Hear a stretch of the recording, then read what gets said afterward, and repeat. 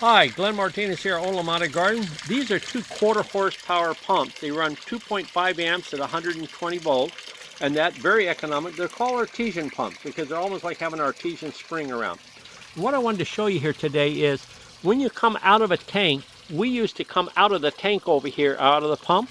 When we come out of the pump, we would come up and we'd have a 90 degree and a 90 degree and a 90 degree.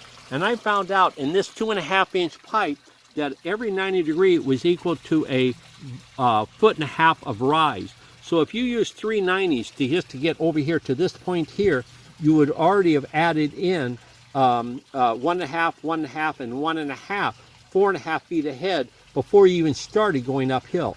On the other hand, if I use the 2-inch 45s, they only add 2 inches. So that's 4 inches, 4 inches, and 4 inches. 3 times 4 is 1 foot. So you can see it's a whole lot more efficient to put the 45s in. Then we had a check valve. This is a gravity feed, not a spring loaded, never a spring loaded, because otherwise the pump would have to work against this. So this spring load's going up, so it's installed in a horizontal position, so you get the gravity swing of it, just a flapper valve inside there. And what that does is keep the water coming downhill. But let's say for some reason I needed to drain this pipe. Well, I got myself a little drain here that I can take it out. And so the little shut-off valve here and take it out. Now, the 2-inch pipe for every 100 feet is equal to 6.5 feet of rise. And I've got to go like 150 feet. So that'd be like 9 feet of rise. So if I had 90s on here, it'd be 4.5 feet. And if I had 2-inch going all the way, it'd be another 9 feet.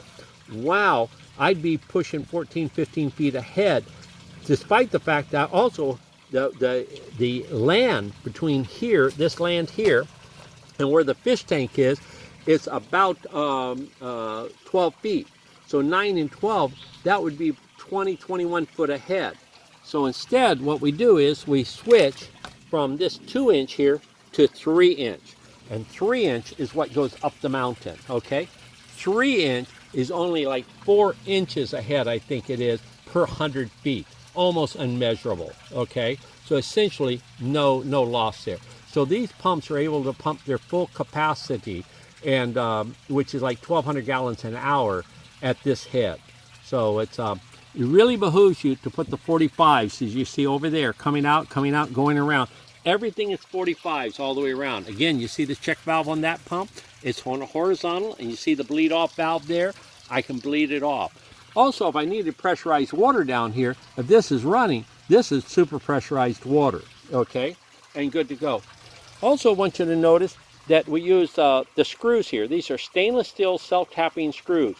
I don't want to glue this stuff together, okay? So what I can do is come down to a screw gun, do that, hit it with a rubber mallet, and knock it apart. So you'll see me doing that a lot, because boy, sometimes things get clogged and you want to change it or you want to reconfigure. So some things I glue. This is all glued up here, but this is going to fail at some point. I kind of wish I'd had a stainless steel screw here and here. I would be able to knock it apart and change that. Now I would have to change the whole assembly if that valve ever went bad. I also could put 2 unions in, but at $12 a piece, that's kind of pricey. The screws are 25 cents a piece. These little self-tapping screws, 25 cents a piece. So I would tend to go that way. Anyway, thought I'd share it with you, and so you can see how we rig it up. And so you got 2 pumps, each one fed with 2-inch, go into the 3-inch, and the 3-inch goes up. And notice I use 45s when I need to change direction, okay? No 90s, right? Natty, do we do 90s? No 90s, no it's 90s. 45.